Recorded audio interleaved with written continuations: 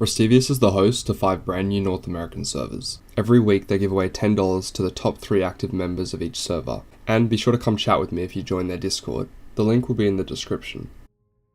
Hello and welcome back to another video. In today's video I'm going to be answering the question, what is the best monument in Rust?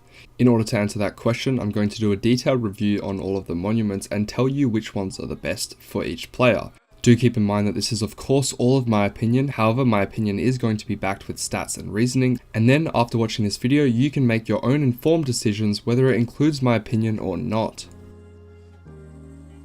First, let me start off by saying that there is not one monument that is the best for all players. This is because everyone has a different playstyle as well as they play with a different number of teammates. For example, if you're a solo, you'd probably want a different monument to a Zerg.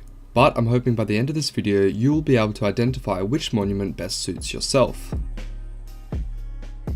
Before I even start to talk about rating monuments, here are some conditions that you need to check. The first check I would make is it a BP wipe? The reason I do this is because I always try and prioritize building near elite crates if I don't have any BPs. The reason is because it takes forever to try and get all the BPs including gear and guns if you don't have any elite crates. You can rely on mill crates, however if you're building at a monument such as gas station which only has a couple of mill crates, it's going to take you days, even weeks to get the BPs that you need. For example, me personally, if it's a BP wipe then I like to build next to launch site or oil rig, however if it's a map wipe then I'm happy to build next to airfield and sewer branch. Moving on to number 2 is group size. Different monuments will benefit different group sizes based on their accessibility and size of the monument. For example, sewer branch is really quick and easy so it's good for solo players. However, because of Mill Tunnels' defense system as well as its large size, I would argue that a larger group better suits Mill Tunnels. At the end of the day, the higher tier monuments generally better suit larger groups. However, if you want to be a solo warrior, there's nothing stopping you from competing against larger groups at big monuments. Just keep this in mind if you're not that good at PvP. Staying away from high tier loot can benefit you in the long run. Moving on to number 3, do you have a PvP focus? If you find yourself dying more often than you get kills, then it's probably a good idea to build near Outpost or Bandit Camp. This is because they have safe recyclers, so instead of constantly losing all your farm, you can safely recycle, which cuts down a lot of the risk. Although, if you're a PvP player and you like to kill other people recycling, then you obviously want to stay away from these monuments because the majority of people that you run into along the roads will be recycling there, hence they'll be a lot more safe from you. Though not quite as safe, some honourable mentions are Mining Outpost, Lighthouse and the Harbour. If these are far away in the middle of nowhere, then they serve a similar purpose as Outpost and Bandit. They're not completely safe, however not many people will be around, so consider building near or away from these monuments in the same deal that you would consider Outpost or Bandit. And the final condition to check is, do you have access to all the cards? There's nothing worse than building next to launch site, but then every single time you need a red card, you have to trek it halfway across the map to airfield. For example, if I build near sewer branch, then I'll build on a side which is closer to a green card spot. Or if I'm building next to an airfield, then I like to build on a side which is closer to either a harbour, sewer branch or sat dish. This way I can constantly get blue cards and constantly run airfield. I'll start off with the basic monuments where you don't use any cards, then I'll go through the tiered monuments where you use the coloured cards green through to red, and finally I'll finish off with the miscellaneous monuments that serve a unique purpose. Starting off with Mining Outpost, all it really offers is a recycler and some brown crates. I would never recommend choosing your build location based off of this monument alone, as there are much better things out there. A slight upgrade is the Lighthouse. It does offer a green card which is nice, however unless it's right on the coast it's a bit of a pain to swim out to. However, if you farm the ocean a lot and you do lots of oil rig runs, it's a good spot to stop and recycle. Other than that, I wouldn't recommend it too much because you can always use Harbour to recycle from the coast anyway. Supermarket and gas station are nearly identical upgrades. Both of them offer a green card recycler and a bunch of crates. The better thing about these monuments is some of the crates can actually be mill crates. Like I said, they're nearly identical, however I prefer supermarket because when you're recycling you can stand on the top and cover the recycler. This means that it's harder to get grubbed as the gas station recycler has 3 entry points, all of which nakeds can sneak up with a double barrel and one-shot you from. You can choose your build location by pairing this monument as well as another, however I wouldn't rely solely on either of them because they don't give you enough mill crates. You can also go to Junkyard to get a green card and use a recycler, however it's too large and the loot's spread out, so I wouldn't recommend it to anyone. Dome has no recycler or green card, however it does have 4 guaranteed mill crates at the top. Dome's a great monument because it also has a refinery at the base as well as a bunch of oil barrels. It also has brown crates in the middle, so you get low grade brown crates and mill crates. If you have a minicopter, you can even loot the top quicker. Dome is an all-round great monument, however it is slightly worse than the next tier of monuments. Pair Dome with another monument that has a good recycler and it's not a bad combo. Moving on to the tier 1 monuments, we'll start off with Sat Dish. Similar to Junkyard, it's large and has a lot of brown crates and a recycler. For the same reasons as Junkyard, I wouldn't recommend this monument. It does however offer you a blue card, so the only reason I visit this monument is to get blue cards in order to farm higher tier monuments.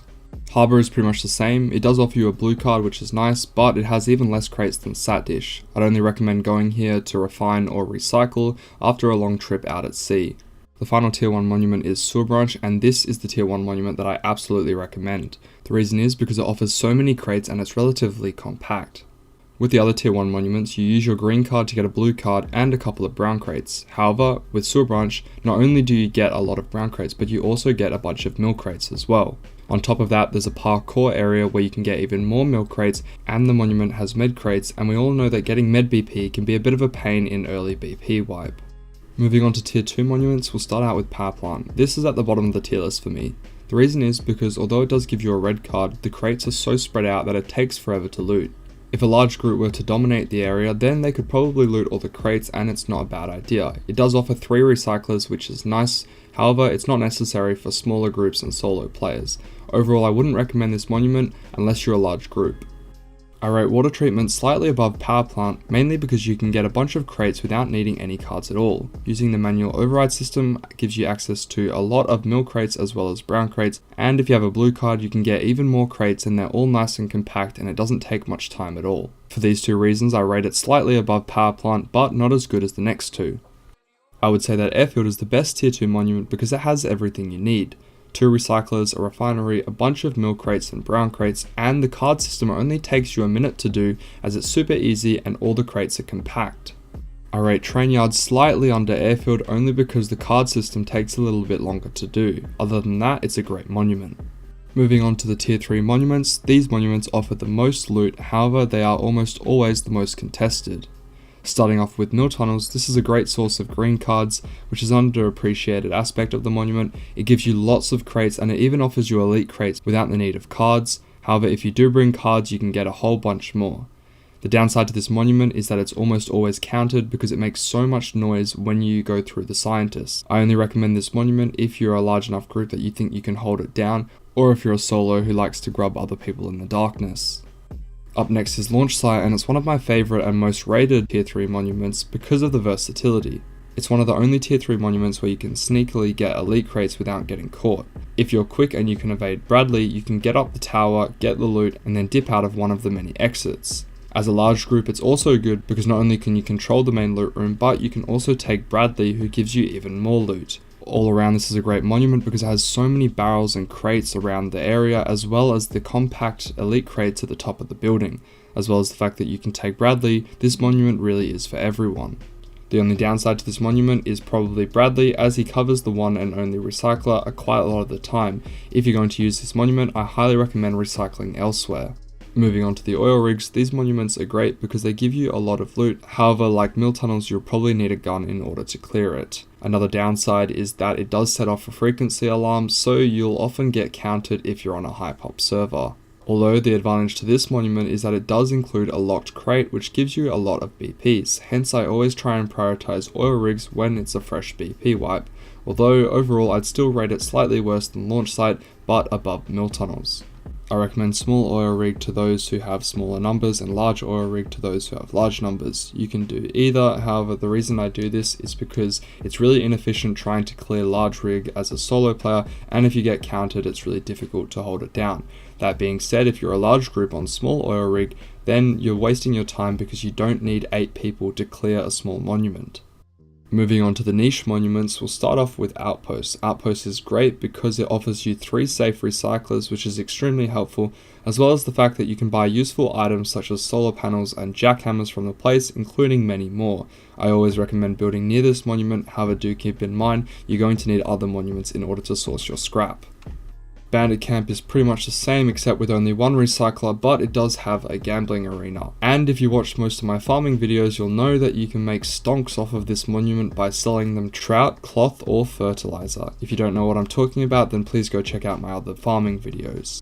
All of the quarries are okay, however it's usually better just to go to the snow with a jackhammer. If you're on a monthly server with a lot of low grade, then by all means set one up. However, personally I don't use them and I wouldn't recommend them to too many players. Finally, we have Excavator, the unloved and forgotten monument by many Rust players. This monument is a good source of ammo and meds by killing the scientists, however other than that it's not that great. The reason is because you need to do a lot of oil rig runs or dome runs in order to rack up some diesel fuel. You can also buy it from Outpost, however the tedious exchange is not always worth it. Doing this monument can yield you a decent amount of stone, however for the amount of time and effort that goes into it, it's usually just better to use the quarries. I don't know if you consider cargo ship a monument, however building near the coast so that you can access it is something to consider. It offers so many BPs and it's extremely hard to counter, so if you're the first one on, even as a solo or duo, you can secure a lot of loot. I wanted to finish off by leaving you with some of my final thoughts. After all the information that I've given you about the monuments, do keep in mind that the better monuments are often contested by the better players and the better groups. So it's up to you to decide whether or not you want to contest with the better monuments, and in fact, is it better for you to go to the worst monuments so that in the long run you're not getting killed as much. This is my rough tier list. Keep in mind that I play in groups of 2 to 3 on medium pop servers, but I'll briefly justify my claims and reasoning for this tier list. So at the top, cargo ship and launch site, there's just so many BPs and good items you can get for here with not much cost at all. In A tier list is sewer branch. I went over this before, but it's just so easy to loot and everything is compact. It has everything that a solo or duo could need for the start of their wipe. Mill tunnels is decent. The reason it's not S tier is just because it gives a little bit too much noise when you're trying to loot it, and for that reason it's a bit of a pain. And oil rig got nerfed a little bit. It takes a little bit too long to do, and that's why it's slightly below the other two. In A tier, we've got Airfield, Trainyard, Outpost, and Bandit. As I said before, Airfield and Trainyard are pretty much the same. They've just got a lot of loot as their tier 2 monuments. And then Outpost and Bandit Camp give you safe recyclers. That's why they're so high up in the tier list. Then going into B, you've got water treatment, quarry, power plant, and dome. The reason water treatment is slightly below, it's just because it doesn't give you as many mill crates, although it's still good. Quarries are pretty average, so I didn't really know where to put them. Power plant is similar to water treatment in the sense that the crates are a bit spread out and you don't get as many as the other two. Dome's decent and it doesn't need any cards, although the downside is obviously that it doesn't give you as many mill crates. Then into C tier, you've got satellite dish, supermarket, and gas station. All of these monuments give you a little bit of everything, however they're pretty average in that they don't give you many mill crates, with sat dish not giving you any at all. And then D tier list, this is pretty much the rest of it, where all they really give you is some brown crates, and some of them give you a green card, I guess. However, Excavator is just not that great right now. They need to buff the amount that it outputs, otherwise it's not worth your time and effort, and it's really hard for a solo to hold it down because there's so many points for you to hold. Of course, this is all my opinion and you can build wherever you want, though some key takeaways from this video are some of my thoughts, as well as the fact that you should build in between monuments that you think line up well together. That concludes my guide. Thank you so much for watching, and if you're not already a member of my Discord, be sure to join, as I'm giving away 3 skins in just under 14 hours of uploading. Of course, if you miss out, there'll be other giveaways in the future. Stay tuned for future videos, and as always, thank you so much for watching, and I'll see you in the next one.